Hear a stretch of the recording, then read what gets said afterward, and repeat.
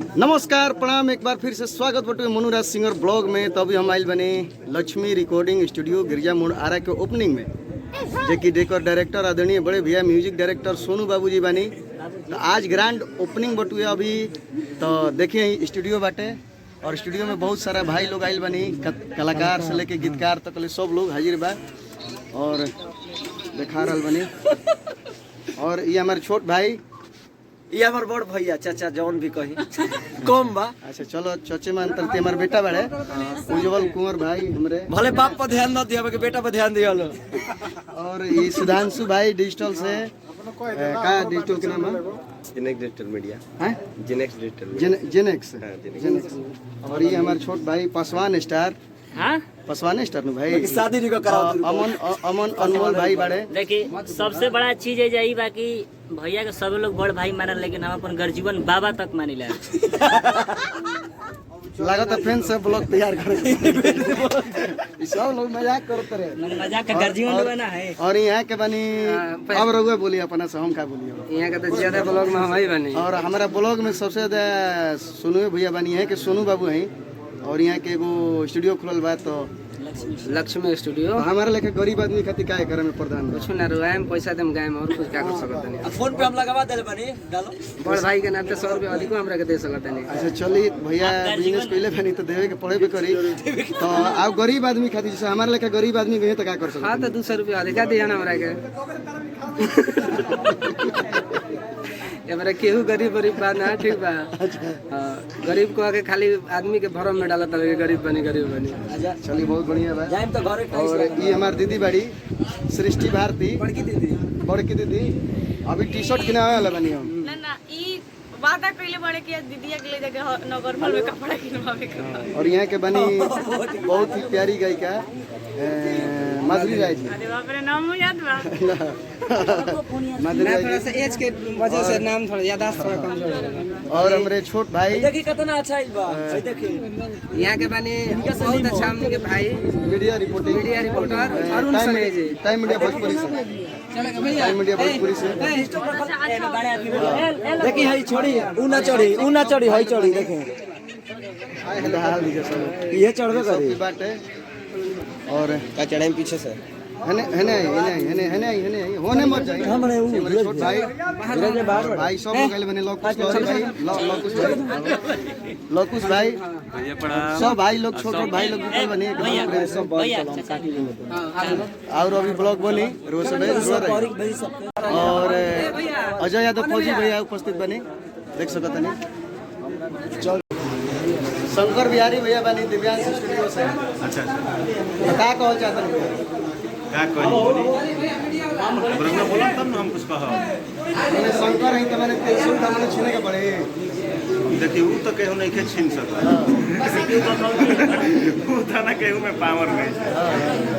रउआ बोली का हमरे के त्रिलोकी मीडिया में खैर मनु भैया के ब्लॉग है, आप सब ब्लॉग तू गाना ना गावा कहीं क्या करते हैं अब बस कुछ कहीं चैनल खाली चैनल खातिर तो मनु भैया के मनुराज ऑफिशियल ब्लॉग ये चैनल बार वो सब है। सब्सक्राइब करी, शेयर करी, लाइक करी, फॉलो करी, बस अब नहीं कहीं। अब ज़्यादा कुछ ना, स्टूडियो में बात हुई।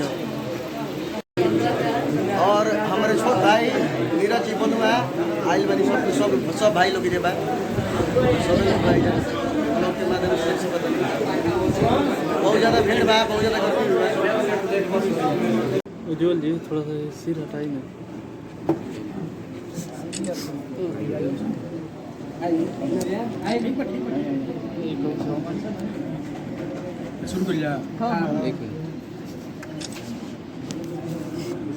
हिलाई मत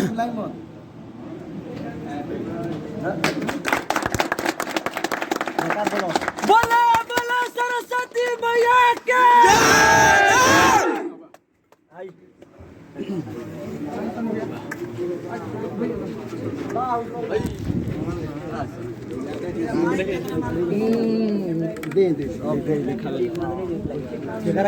उद्घाटन अभी हो गई, आप सब देख रहा बानी। जाहिद भैया बानी जाए और रौरा के तो पर्सनल लेम भैया, रौरा के पर्सनल लेम। और सभी लोग सोनू भैया, भैया बने यहाँ के शंकर बिहारी ओझा जी 2। अच्छा शंकर बिहारी ओझा जी 2। अच्छा बैठी ना ठीक बा। बैठी सब भाई लोग आ गए बन जाए। मनु मनु भैया ब्लॉग बनावत रहे छोटे मनु भैया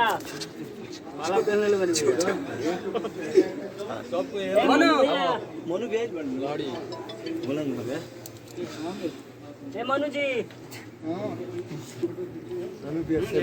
और आप देख रहे हैं टाइम मीडिया भोजपुरी। दोस्तों अभी हम पहुंचे हैं आरा जिला में। लक्ष्मी रिकॉर्डिंग स्टूडियो का उद्घाटन था जिसमें तमाम कलाकार लोग आए हुए हैं। भोजपुरी इंडस्ट्री के पावर स्टार के नाम से जाने जाते हैं पवन सिंह। उन्हीं का राइटर है जो लॉलीपॉप गाना देकर उन्होंने मतलब बहुत देशों विदेशों में गाना वायरल हुआ था। दोस्तों वही हमारे साथ राइटर मौजूद है यहाँ पर सोनू भैया भी हैं जो कि मतलब ये ऑनर है लक्ष्मी रिकॉर्डिंग स्टूडियो। यहाँ पर मनुराज भी स्टेज स्टार के नाम से जाने जाते हैं। बहुत सारे सिंगर हैं। सबसे पहले भैया को स्वागत है। नमस्कार, प्रणाम। अब बहुत बहुत धन्यवाद आरा जिला के सारा भाई लोग के। बहुत दिन के बाद से हमारा जिला में आइल बनी आज स्टूडियो को उद्घाटन बा लक्ष्मी रिकॉर्डिंग स्टूडियो। हमारे सोनू बाबू भतीजा और बड़े रिकॉर्डिस्ट बड़े बहुत ही निमन लागल यहाँ आकर के। अब बहुत ढेर सारा प्यार मिलल आरा जिला के कलाकार, आरा जिला के भाई लोग की तरफ से। तो कामना करते हैं कि स्टूडियो बहुत ही जोर शोर से एकदम चले। आज उद्घाटन समारोह में हमने के शामिल हम भइल बनी। उद्घाटन तो देने से अब कलाकार सब भाई साथी लोग से मिलते हैं सामने के। ये स्टूडियो के चलावे में सब लोग मिलजुल कर मदद करी कि ये पूरा एकदम रनिंग में एकदम स्टूडियो चले।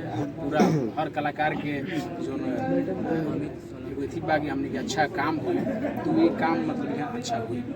हम तमाम मुद्दे पर बात करेंगे लेकिन सबसे पहले सोनू भैया यहाँ पर है। पहले इनसे कुछ बात करें। भैया क्या कहेंगे आप? चाचा हमारा रोहन जाहिद अख्तर जी यहाँ कहने और ये स्टूडियो के ओपनिंग करने बहुत देर से लोग वेट कर बा। जितना भाई लोग वेट कर सबके सबसे पहले के धन्यवाद बैठे कि इतना सुबह से यहाँ खातिर वेट कर लो और इतना हमरा के प्यार आशीर्वाद दिला दिया लो। अच्छा भोजपुरी इंडस्ट्री के कलाकार हैं मनुराज, आप क्या कहेंगे? नया स्टूडियो का उद्घाटन किया गया लक्ष्मी। सबसे पहले कि भोजपुरी के जहाँ तक जाना जाला जो भोजपुरी में मान सम्मान बड़ा लॉलीपॉप सॉन्ग से आदरणीय गार्जियन हमने के भोजपुरी के एगो स्तंभ कहल जाइला यहाँ के जाहिद अख्तर भैया के बार बार अभिनंदन बा कि एक कीमती समय निकाल के लक्ष्मी रिकॉर्डिंग स्टूडियो में यहाँ कहीं नहीं आ ज़्यादा कुछ का कहे के भाई यहाँ के जब आइए बनी तो भोजपुरी अब जानते बनी कहाँ ज़्यादा कुछ ना चाहे कुछ मतलब गाना से कुछ शुरुआत कर दिया है। कोई भी गाना यहाँ के वो गीत लिख रहा है कि माई डोली चढ़ी चलाली सेवक घरवा, माई डोली चढ़ी चलाली सेवक घरवा, ओही डोलिया के बघवा कहार दुनिया में शोर भइल बा, ओही डोलिया के बघवा कहार दुनिया में शोर भइल बा, माई डोली चढ़ी चलाली सेवक घरवा। ये के लिखा है। क्या बात है। अच्छा लॉलीपॉप गाना आप लिखे हुए थे पावर स्टार पवन सिंह के गाना। अच्छा ये बताइए पवन सिंह कहाँ लेवल पर चले गए और आप यहाँ भाई पवन सिंह के बारे में क्या कहेंगे?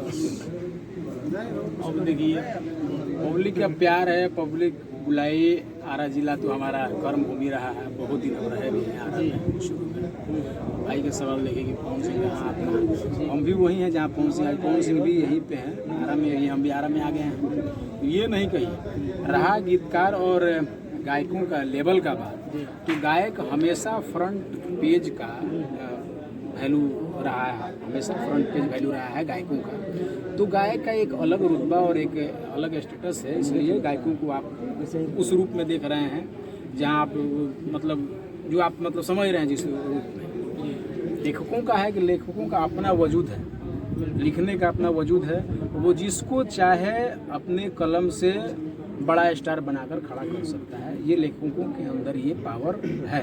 भले लेखकों को कम पैसा मिलता है, इस पे में नहीं जाइए और उनसे तुलना बिल्कुल नहीं करिए। स्टारों से तुलना गीतकारों का नहीं, गीतकार का अपना स्टेटस अलग है और गायकों का अपना। मैंने आपको शुरू में ही कह दिया कि उनका वो एक जो है फोटो फेस है गायक, और गीतकार फोटो फेस नहीं है। फिर भी हम लोग बैक सपोर्ट से जो हम लोग काम करते हैं, जो गायकों को आगे बढ़ाने का, वो हमारा प्रयास हमेशा रहेगा। और हम हमेशा छोटे सिंगरों को बढ़ावा दिए हैं और उनसे भी बड़ा सिंगर बनेंगे, हमारा प्रयास रहेगा।